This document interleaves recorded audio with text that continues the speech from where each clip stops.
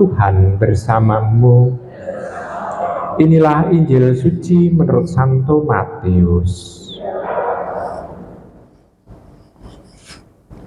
Ketika Yesus dan murid-muridnya turun dari gunung, para murid bertanya kepadanya, "Mengapa ahli-ahli Taurat berkata bahwa Elia harus datang dahulu?" Yesus menjawab, "Memang Elia akan datang dan memulihkan segala sesuatu. Dan aku berkata kepadamu, Elia sudah datang. Tetapi orang tidak mengenal dia dan memperlakukannya menurut kehendak mereka. Demikian pula anak manusia akan menderita seperti mereka." Pada waktu itu mengertilah murid-murid Yesus bahwa ia berbicara tentang Yohanes Pembaptis. Demikianlah sabda Tuhan. Ibu, Bapak, saudari-saudara yang terkasih dalam Tuhan, bacaan Injil sebetulnya mau menegaskan kepada kita bahwa Yesus itulah sebetulnya yang ditunggu-tunggu oleh banyak orang. Dan kehadiran Sang Mesias ini tidak hanya hadir sendiri, tetapi sudah dipersiapkan terlebih dahulu. Dan kita tahu bahwa kitab suci menubuatkan Elia yang datang untuk memperlihatkan bahwa ini adalah tokoh yang besar. Dan Elia memang sudah datang dalam sosok Yohanes Pembaptis itu, yang mempersiapkan jalan untuk meluruskan jalan bagi kehadiran Mesias. Dan Tuhan sendiri itu yang mengatakan bahwa nubuat itu sudah terjadi. Jadi nubuat dalam perjanjian lama ini sudah terjadi dengan kehadiran Elia itu. Dan dia sebetulnya mau menyatakan diri bukan sekedar pertama-tama menghormati Yohanes Pembaptis itu, tidak. Namun untuk mau menyatakan kehadiran dirinya ini adalah yang ditunggu-tunggu, Mesias yang ditunggu-tunggu itu.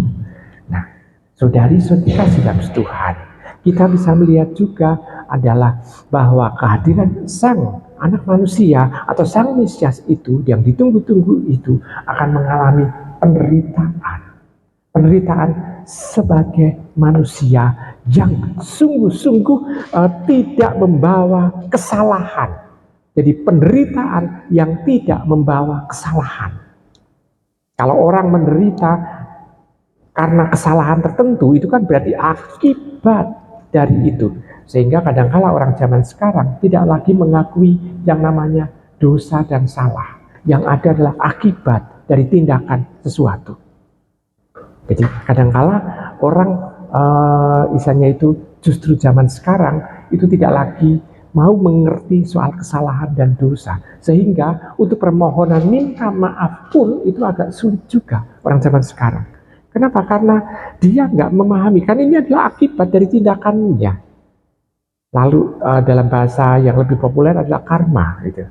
Jadi ini akibat dari tindakan yang pernah dia lakukan. Ya, padahal Tuhan sendiri itu mau menyatakan bahwa kadang-kadang ada penderitaan yang bukan karena kesalahannya, bukan karena kesalahan yang dia lakukan. Dan inilah yang disebut dengan salib itu.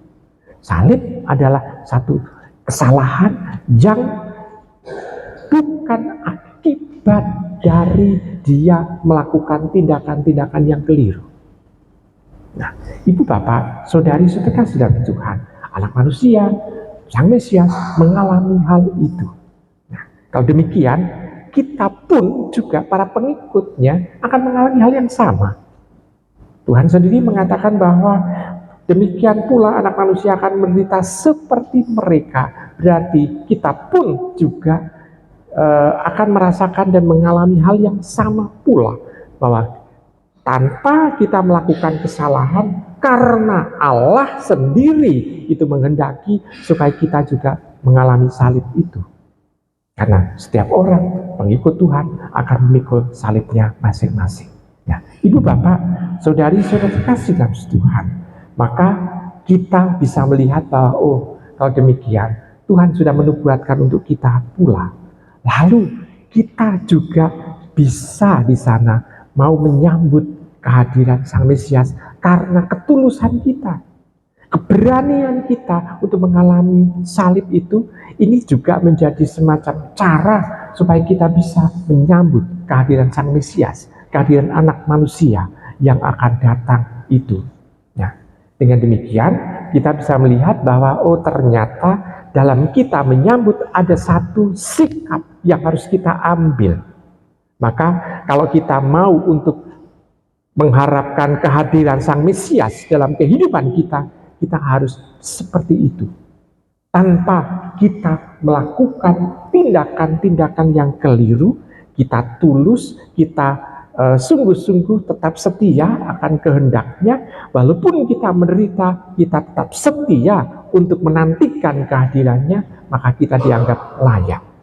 Nah, Ibu Bapak, Saudari-saudari kasih dalam Tuhan, contoh konkretnya ada dalam diri Santa Lucia. Santa Lucia memperlihatkan keteguhannya.